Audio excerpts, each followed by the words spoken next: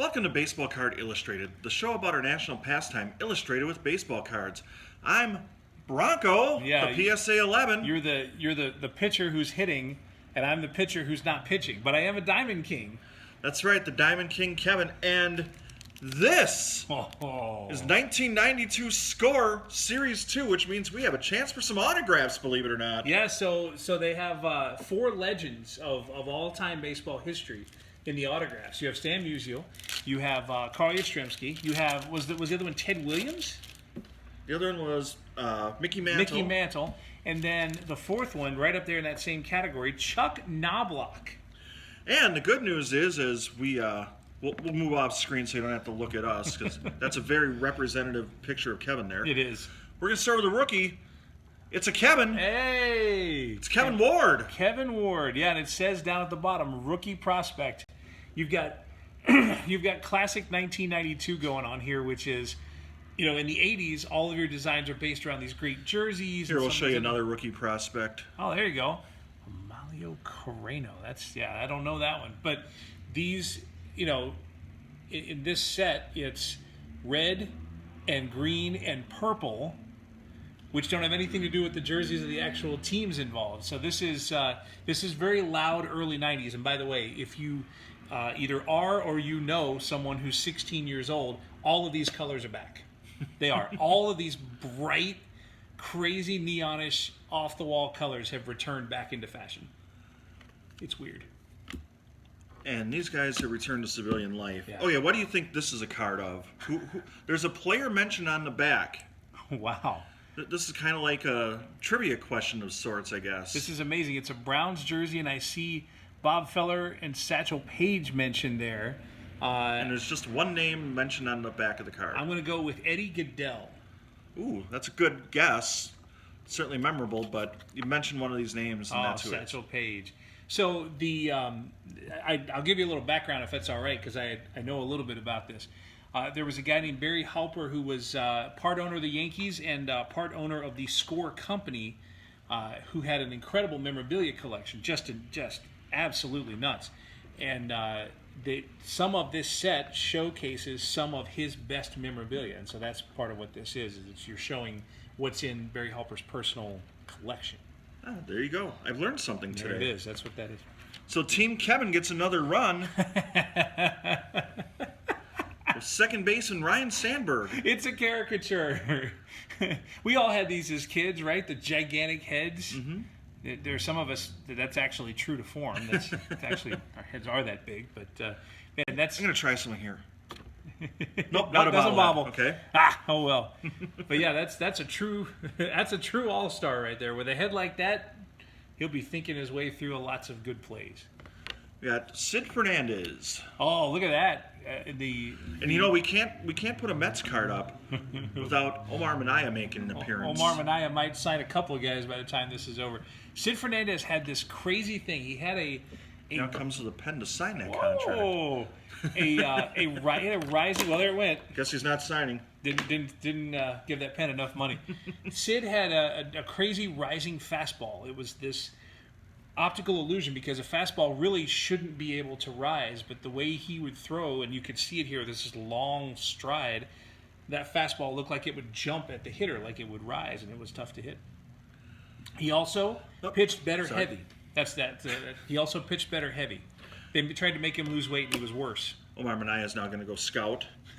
Here's a guy we've come across a couple times. We've talked a lot about on Baseball Card Illustrated, but I do not remember the Cardinals years. I was going to say, it might be Cardinals year is what I'm thinking. Like, this is end of the line Rich Gedman right here. This is Rich Gedman's job on this team was to tell the other Cardinals about how great the 80s Red Sox were. And there's the back of the card if you want to look at that. And judging by his 106 average in 1991, this may have been the end of the line as he jumped from the Red Sox to the Red Birds. Yeah, that was about it. That's one of those, you could win a bet off of that. Rich Gedman played for the Cardinals, true or false? Steve Buechele. Hey! Now there's a guy that we have not come across. There's a couple of things going on here. He was underrated. He was a Pirate. I believe he was a Texas Ranger also, and was a good third baseman. He could hit. However, the thing that you would know about him if you were a fan only of modern sports is not him, but his son.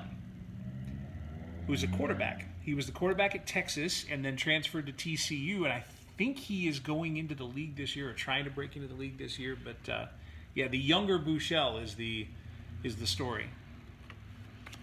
Moved him out. And Kevin Brown, now this is one of the better pitchers of this era. Ooh, wow. And I don't know if he gets enough credit for that. It was year after year, too, because this is early 90s. And by the time we got to the late 90s, he was a Marlin, then he was a Padre. And I think he threw a no-hitter. I mean, there was a lot going on with Kevin Brown. If you were to list your all-star staff, if you could take the pitchers from all of Major League Baseball in the mid-90s, let's say, and make a staff, he's on the staff. I was going to say, he'd almost have to be one of your pitchers. Yeah. He was really good. You know who was not on my team, though? Luis Alicea. No. And you know why? He looks a little lost. That ball there that he's looking for actually went over the fence for a home run. What's great about this too is you could tell that the Cardinals stadium, Busch Stadium, is still turf at that time. You could definitely tell he's looking up like if this ball bounces, or maybe it already did bounce, and he's like waiting for it to come down a second time. Now, one other thing about this card that you'll notice here is you've got the team logos on the fences, which you don't see anymore. No, and that used to be literally everywhere in Major League Baseball. I'm going to say, growing up as a Brewer fan, for the longest time they did not have that. And I think it was after they filmed Major League in Milwaukee that they finally put the logos up, and those were on the walls for, I want to say, about 5 or 6 years. And then obviously ads started to, make their appearances more and more as... I don't know if you can hear that, but there's something going on outside. But they're drag racing out there. Maybe Luis Alicea should go look and see what's happening out on the streets. He's looking up. He's looking for something.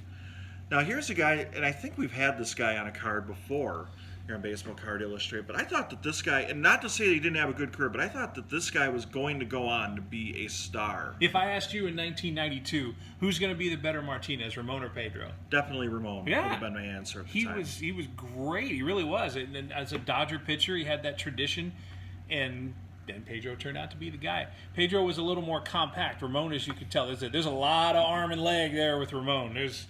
What was he? I remember getting a starting lineup of him, finally finding one at the store, and I think it might have been his first one, and I was really excited about that. 20-game winner in 1990. Mm-hmm. And he started off pretty good. How big did you say he was? 6'4". 6'4". Looks like he's about 6'8". He's one of those guys that's like 6'4" seems too short based on what you see. There's a very Randy Johnson-ish thing going on there. It's a tall dude. And how about John Franco? John Franco. John Franco's probably in his 60s now. And my guess is he could come out right now and probably save 20 games for a major league team. He was something. And as a Red and then as a Met, he was a good one. I try not to confuse you or look ahead too far into these packs, but I think you saw me laughing because guess who's back? Hey! Look at Ruben Sierra. It's our good friend Ruben Sierra, this time checking in with us from Texas. Yeah, chasing a pitch up around the letters, it looks like. He's going after it. The thing about Sierra, this is, 5 or 6 years into his big league career. I think it's got to be at least that. So this year here would be 7. He's played 6 already. Look at that photo on the back of the card. This is a great early 90s edition. We learned by this time that baseball card companies could have and should have done more with their sets. That the designs had not advanced that much. But stuff like that is pretty cool for the back of a baseball card. I was going to say, it was kind of a lost opportunity. It's in color now on the back of the card. You've got the photo. You got another logo in case you hadn't seen what the Rangers logo looked like at the time. And speaking of which, I always kind of like that logo. It's interesting. It's kind of an underrated set. I at first sight, I do not like it. And the more I look at it, the more I'm like, okay, I can deal with this. Yeah, they did some stuff here. Trevor Wilson did some stuff. I'm not sure what it was, but he did some stuff. He was trying to throw a baseball. Now, on a different edition of Baseball Card Illustrated, we had a card of Greg Olson. Here is the other Greg Olson. The catcher, Greg Olson. He was missing a G. Yes. Probably made a few less Gs throughout the course of his career. That's the truth. 1 G versus 2 G. But he was... a lot of people don't remember Greg Olson, but when the Braves first made their rise to prominence early 90s, he was the guy. Javi Lopez was not there yet. Now, we're on the theme of catchers, so let's go with another one. Sandy Alomar Jr. That mask is he's flung that mask off. Or it got flung off on its own. I don't know how. Plus, usually when you fling the mask off, aren't you looking for something up, like catching a pop fly? He looks like he's flung the mask off and he's concerned about something in center field. Well, I was going to say, you're talking about early 90s or even 80s Indians pitching. He probably was watching a ball go into the fence and knowing that, well, here comes another play at the plate if we can ever find the ball. Brett Butler, bring that back in.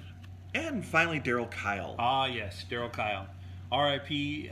During his career, one of those rarities. But Darryl Kyle was one of those really solid pitchers that didn't get a lot of credit. But if you had a good pitching staff, a really good pitching staff of that era, he's a number 2 starter on that team.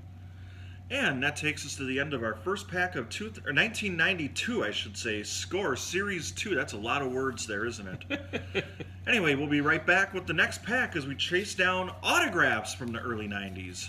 Here's the happiest man about all of this is John Franco. We'll smile like that next. This is just a small sample of some of the players who have signed cards for the Diamond King and I on recent editions of Through the Mail Thursday. Check out those episodes, as well as a new one each and every Thursday, right here on the Baseball Card Illustrated channel. Now back to the next pack of 1992 Score, where we look for some other autographed cards. Baseball Card Illustrated continues with 1992 Series 2 Score! Score! These are Major League Baseball cards with a chance to win. You know, we looked it up to make sure. It says right here, win Musial, Mantle, and Yastrzemski autographed cards. And in small print at the bottom, and also Chuck Knoblauch. Look how Chuck Knoblauch's throwing. I think this might have been the first edition of cards that would have been in like these. Throw that up here, like it's like a plastic wrapper, yeah. like a bubble type of thing going on here. Which I imagine had fewer cards damaged out of them, you know? Okay, normally we show the front of cards, but we're going to go straight to the back of this card of Red Rover, once your Stan Rover card come over. Tell me that picture doesn't come out of the 80s. Those glasses are epic. I am fascinated by this because Stan Royer is 24 years old. Oh, it's Royer? I can't read. I've got a better angle on this thing. Wow, there is a whole thing here. This is fascinating. Yeah, that was a cup of coffee, but those 80s glasses might have hindered his chance to play in the 90s. The rookie prospect, supposedly, there he is. You know how the Cardinals went to a bunch of World Series in the 1980s? Not so much in the 90s, yeah. Wow, now this is a big one for the time. Now the Dodgers went through a stretch. You remember this? They had, was it 4 straight Rookies of the Year? I'm going to say they were Rookie of the Year. They were the National League version of what the A's were doing with Rookie of the Years. That's the truth. So it was Karros, and then it was Piazza, and then it was Todd Hollandsworth, I think, and then Hideo Nomo. I think it was 4 in a row. And Karros was the first one of those. This is pre-Rockin' Jock. I think Eric Karros, a Rockin' Jock. That was the MTV staple at the time. I'm going to say you're not going to see much from the statistics here. So this really was kind of a rookie card for this era because he had really only a cup of coffee. I'm guessing it was a September call-up, and he didn't really accomplish a whole lot. Well, looks like one hit there. So that's it? One hit? One hit? Yeah, that 92 season for him was something. He was one of the really good rookies at the time. Here's another rookie of the time. You'll notice I may have left part of that sentence you used out. The interesting thing about this set, collectors will know this, that a lot of sets are anywhere from, you have them in the 400s, 500s, a lot of sets that are over 600, maybe 700 even. I'm just going to go through here and see if we've got any other rookie prospects. Yeah, this set is almost 900 cards. It's 893 cards, which means when you talk about rookie prospects, you could hear the air quotes just then. Rookie prospects. Those are the quotes making sounds. You know C.J. Cron, the current major leaguer. Sure. Wonder if there's a relation there. Well, we check that out. Let's check out another card, and I'll save that one for a little bit later. But we got Mark Wohlers from the. Now the Braves are getting good here. Yeah. We've talked a lot about cards from the '80s and kind of some forgettable years for your Braves, and memories that were fun at the time, but seasons that were kind of forgettable in the scheme of things. Now we're getting good. Yeah, this is, and 92 was a little different because, okay, they were absolutely terrible right up to 1990. Then in 1991 they made the World Series and they captured hearts. But the thing is, at the end of it, you're like, this was great. If this was a one-year deal, this is going to hurt. And so 1992 was a key year because then it was like, is this going to be a trend? And it turned out to be a trend. They made good moves. That was the key, right? You had some young players coming in. You had really good pitching. They brought guys in. And yeah, it completely changed. The 80s were the worst and the 90s were the best if you were a fan of that team. I'm going to say, for everything that went wrong for most of the 80s and even the 70s, missing on trades, missing on draft picks, missing on free agents, they kind of hit home runs in a lot of those areas there. By the way, just to fling this back in for a second, this is C.J. Cron's dad. It is, okay. Yeah. 30 years later. Terry McDaniel. And of course, it's a Mets, so Omar Minaya makes an appearance. Double the price. Any Met, double the price. Terry McDaniel. We're talking about some obscure names now from the early 90s. By the way, can I do a little nerd thing real quick for the baseball card collectors out there? You can. You notice these stripes down the side. That one's orange. This one, the Eric Karros, is purple. The Darryl Kyle one is green. You notice that? Those are for people who like to sort their cards out in numerical order. Each series had a color attached to it. So if you put all the orange ones together, you would have all the cards in a certain series. They would, in that case, they're all like in the 700s. Okay. So instead of having to look at each number and putting them in a pile, you could do it by color. I never knew that before. Yep, that's the thing. Omar Minaya just signed that series. And he probably made a run at Matt Young. Matt Young, who I'm still, if I remember it right, Matt Young signed a contract that he probably didn't have any business signing with the Red Sox, and then was not contract. Sign it, baby. He was 8-18 for the 1990 Mariners, and then signed with the Red Sox the next year and went 3-7. So a lot of headroom there. Like they're showing, this is Matt Young and the Green Monster that people will be hitting baseballs off of. So we're going to go through a couple Brewers cards here. We'll start with a guy you've probably heard of, Greg Vaughn. Oh, yeah. That's young Greg Vaughn, too. Not rookie Greg Vaughn, but look at the bat speed is so quick, the bat looks, well, either that or he's swinging a very illegal bat, but it looks, it's moving as it goes there. Did he hit 50 home runs in a year at the end of his career? Not at the end, but... He did. Okay, I thought he did. I knew he had one really, really big year. Yeah, Greg Vaughn hit, I want to say it was in San Diego, was it? I was going to say it was either that or Cincinnati. That's why I'm drawing a blank. But in Milwaukee, where he came up through the system, they had Vaughn's Valley out in the left field bleachers for him. Then he moved on to San Diego by trade and ended up in Cincinnati later in his career. 1998 was the 50-homer season, and then he became the first player ever traded the year after a 50-homer season when he went to the Reds. And then on the other side of the Brewers, we have Edwin Nunez. Who was never, well, he might have been a 50-homer allower. Is that a thing? Is that a stat on the back of the card? He allowed 50 homers. Burt Blyleven? Yeah, 96 homers allowed in 2 years for Burt Blyleven. He had a long career. I didn't actually realize that. Long time Seattle Mariner. He was bouncing around here at the end, but yeah, he was there in the 80s for the Mariners, such as that is. Now move on to catchers. We got Kurt. Hey, what's that man wearing? Fantastic. That's another great Chris Bermanism over the years. That's good stuff. And that's Kurt, K-I-R-T. That I would not have remembered. He caught some pretty good pitchers. I think, was Kurt Stillwell a K-I-R-T as well? I'd have to look that one up. I think he might have been. Kurt Stillwell. Maybe we'll even get one and find out. Yeah, it might happen. But we'll move on with another really good catcher. This is probably a better one. Terry Steinbach. Wait a minute. Look at this. So this is 1992 in the Bay Area. Here's your side-by-sides, your two catchers side by side. You've got Steinbach on the east side of the Bay and Manwaring on the west side of the Bay. That's...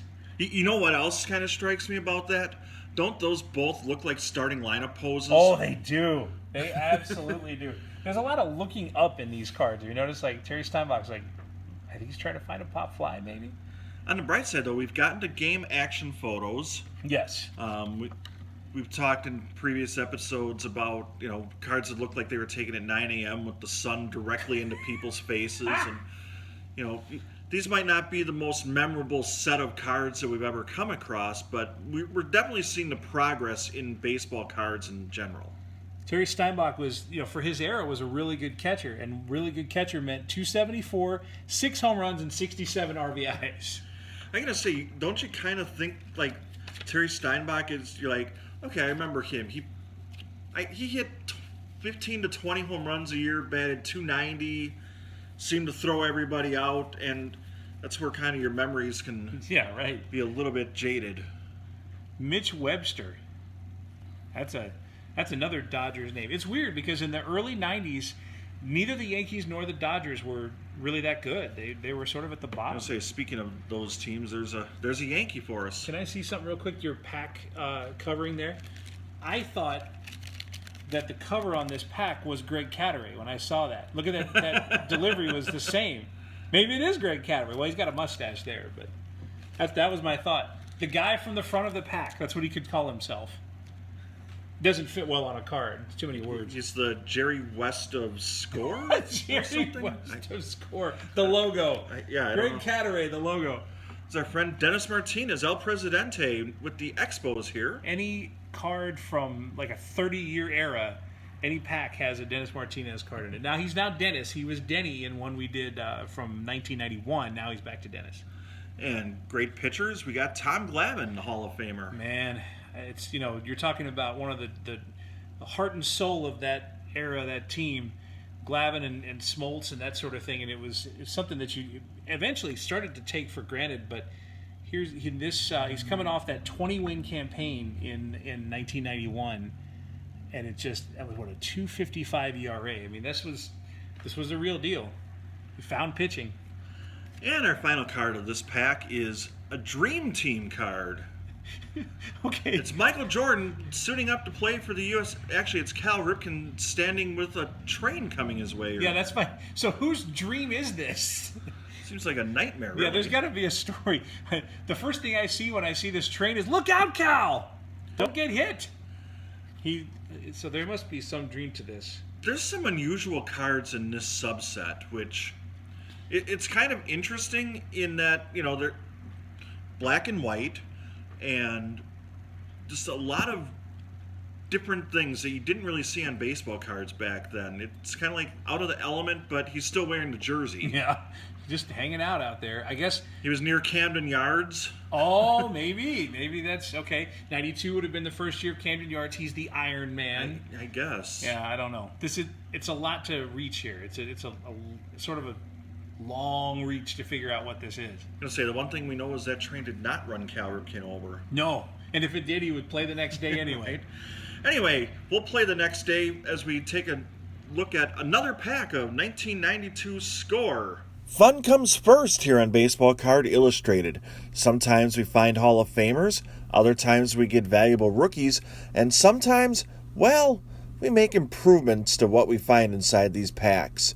If you like what you're watching, please hit the subscribe button, give us a thumbs up, and leave a comment down below. Kevin and I thank you for your support, and we now go to the lightning round as we go deep with 1992 Score. It's the lightning round here on Baseball Card Illustrated. We're going to go through 3 packs real quick of 1992 Score Series 2, and hey, we're going to lead off with one of my players for a change. Here it is, Ricky Henderson. He's stealing bases there. He is the greatest. He will tell you that. Jim Olander, which I think is the name of a flower. Here we go. Another point for Bronco. Wow. Kenny Lofton. That's a rookie card of Kenny Lofton, and too. Look what team he's on there. The Astros. That's fascinating. Another really good player here. You got Lofton pack. and Tomey as rookies. Look at skinny Jim Tomey playing third base. Right? And this would have been a card back in the day. You know that the Braves were supposed to take him number 1 overall, and he told them he wouldn't sign with them, so they took Chipper Jones instead. That worked out pretty well. Bob McClure, not a rookie, not a prospect. I believe that's Dana Kicker, another one of those great pitcher names. And Terry Matthews, Rangers righty. Oh, this pack has gone south in a hurry. Yeah, you got your Lofton and your Jim Tomey. You got your 2 winners right there. Now, there was another guy that was supposed to be a huge star for a long time. 6'6" or 6'7", big Cajun guy. Andy Van Slyke. 1992 is a crazy year for him. One Hall play of away Famer. from the World Series. Look at Wade Boggs. Wade Boggs is the Hall of Famer. Oh, yeah. Andy Van Slyke's only in the Hall of Fame of Nugenics or whatever that stuff is that Frank Thomas is pitching. Maybe for the Pirates. Dave Clark, leader of Great 60s Group. Wait, that's not right. Scott Radinsky struck out Keith Hernandez once as a minor leaguer. Hernandez was on a minor league assignment. Went back to the dugout and was like, who was that guy I just struck out? True statement. He was on Seinfeld, I think. Yes. Another Hall of Famer for you. Catcher Craig Biggio. I could do that all day. And Pete Smith, who says, I also pitched for the Braves for a while. You don't remember me because when the postseason came, I never played. Don August. Look at that. Still playing baseball out in the greater Milwaukee area. Oil Can Boyd. He's got to be 50 at this point. That's fantastic. Chris Hammond, underrated lefty, Cincinnati Reds. Jeff King. That's a good one. Oh, we're getting to a repetitive spot here. Oh, Vandy Van Slyke doing a lot of Pirates here. Now, there's Cajun Ben McDonald. Wow, this is interesting. It's easier to lightning round when you repeat. Eric Bullock. I like the Expos uniform.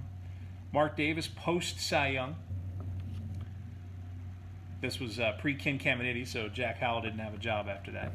Steve Searcy, little right-hander. I think we talked about this guy left-hander. recently. Carmelo. He could hit. He was around a long time. Here's another dream teamer. Mitch Williams. Oh, don't tell him about 93. Just let Mitch Williams live in 92. Don't tell him. There's a rookie prospect for you. I think a couple of really good ones are coming here. Milt Hill. There's John Farrell, who I don't believe is the Red Sox manager. And the last And card of this.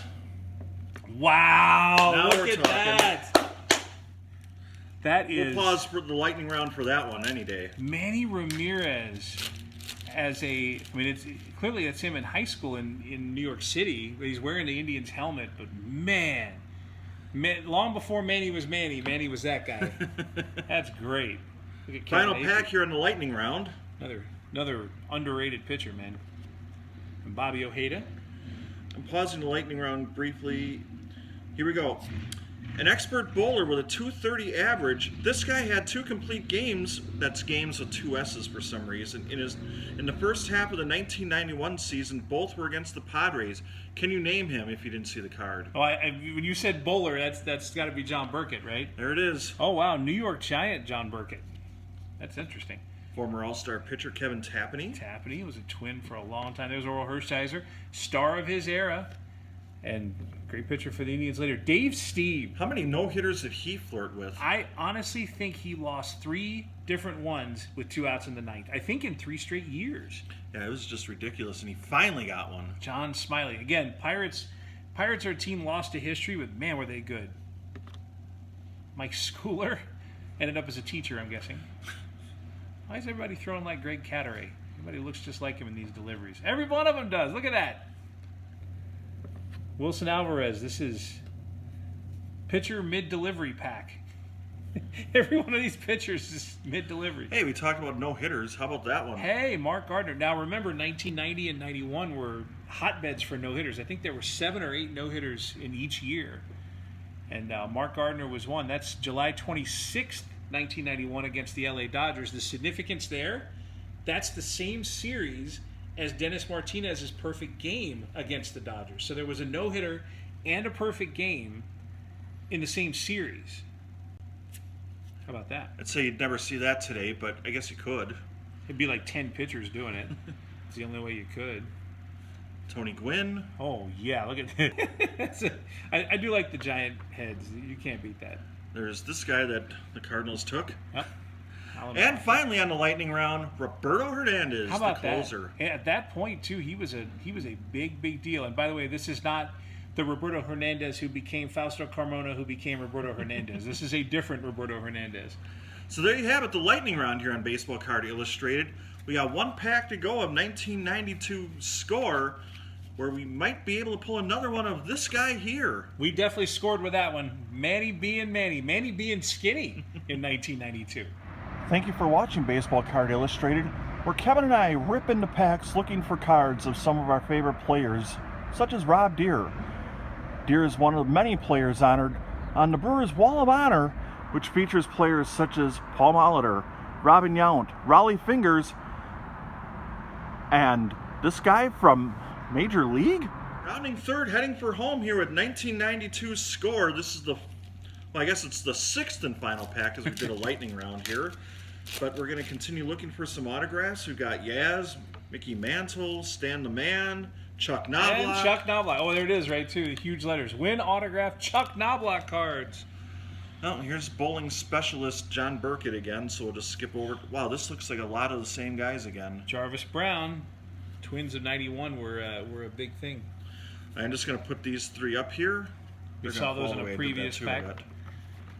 Mark Gardner, Tony Gwynn, and Roberto Hernandez. It's kind of a cool looking. I'm just get rid of Roberto Hernandez there. Kind of a cool looking Tony Gwynn though. Yeah, well, he's ripped first of all, and skinnier than he probably was at the time. Now he was skinny when he broke into the league, right? But by not the 90s, necessarily by the time he left the league. Yeah, he was starting to plump up a little bit.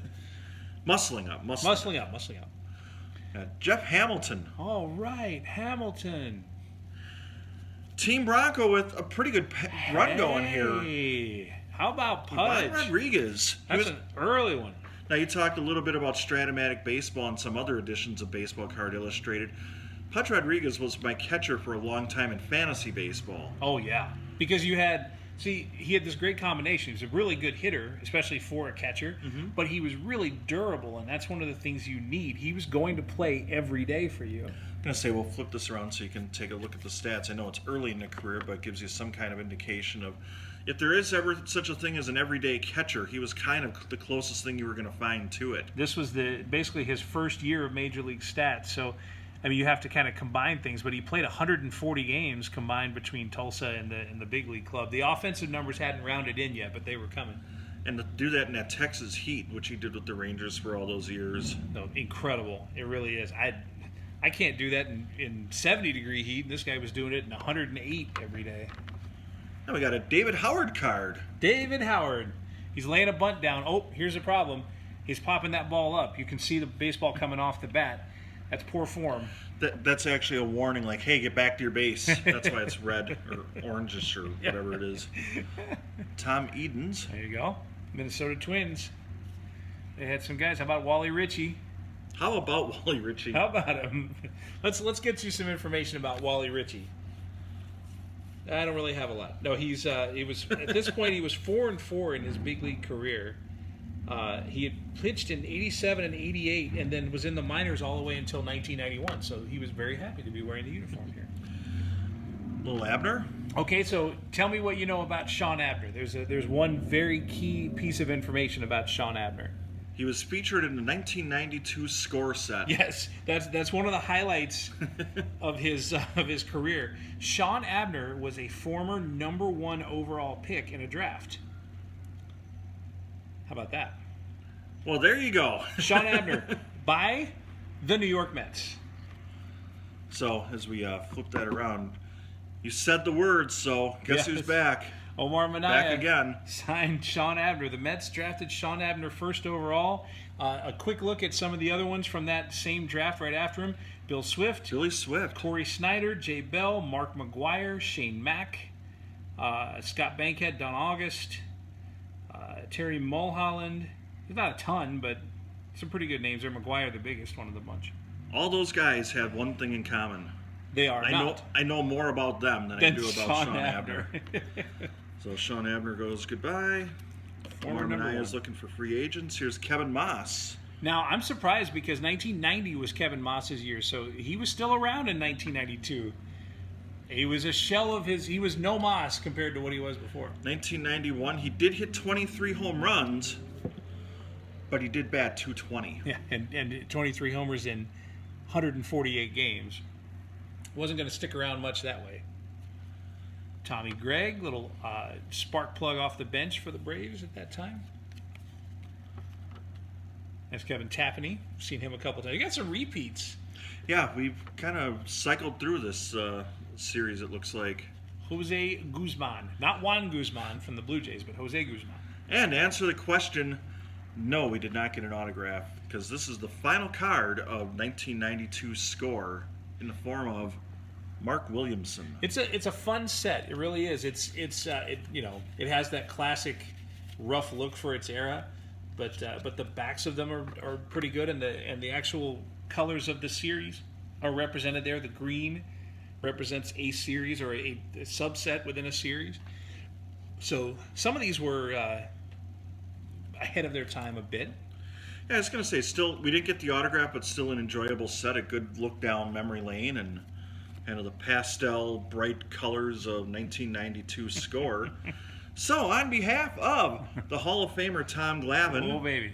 half of Manny Ramirez, and Cal Ripken staring down a train with the eyes in the back of his head, I suppose, I'm Bronco, the PSA 11. And I am the Diamond King, throwing 68 and then trying to throw a changeup off of that. So long, everybody. You've been watching Baseball Card Illustrated.